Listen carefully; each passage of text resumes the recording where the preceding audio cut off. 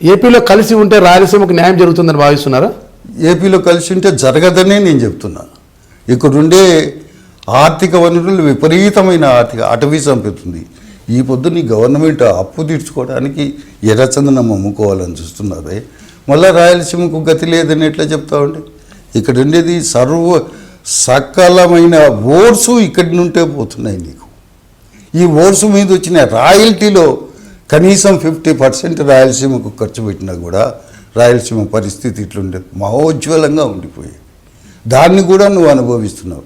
నేను ఛాలెంజ్ చేసి చెప్తున్నా, రాయలసీమ వేరైపోయే పరిస్థితి వస్తే కోస్తా బతకడం కూడా కష్టమైపోతుంది. రాయలసీమ అభివృద్ధికి బుందేల్ఖండ్ తరహాలో ప్రత్యేక ప్యాకేజీ కూడా ఇస్తామన్నారు. ఎవరి అవసరం లేదు, సపరేట్ చేయమనండి. నీ ప్యాకేజీలు అవసరం లేవులే.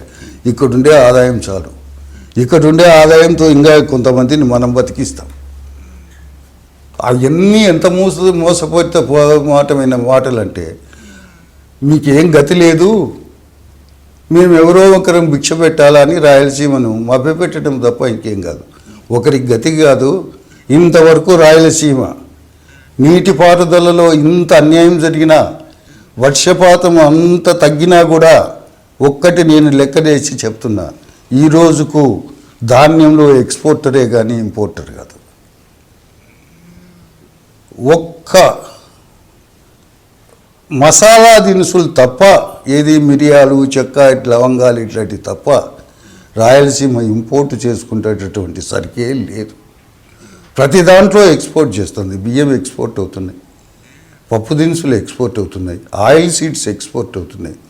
మరి ఇంకా రాయలసీమకు బుందేల్ఖండ్ ఇంకో ఖండ్ మాదిరి మాకు డెవలప్ చేయాల్సిన అవసరం ఏముందండి?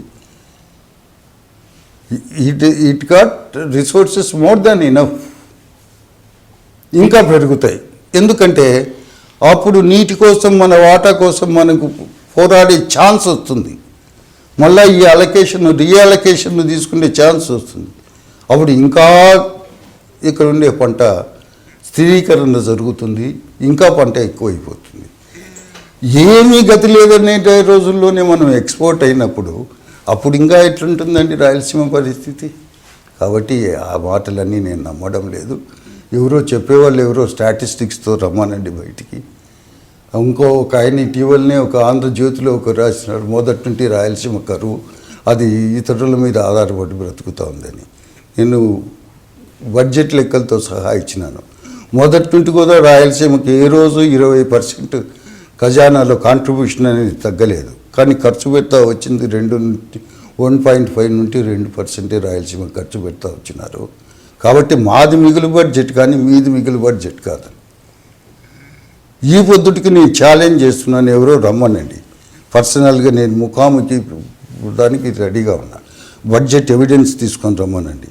మిగులు రాష్ట్రం రాయలసీమ లేకపోతే కోస్తాను, అప్పుడు తేలుతుంది. నేను మీ రమణారెడ్డిని, రచయితను, ప్రొద్దుటూరు మాజీ ఎమ్మెల్యేను. మీరు చూస్తున్నారు ఐ డ్రీమ్ న్యూస్.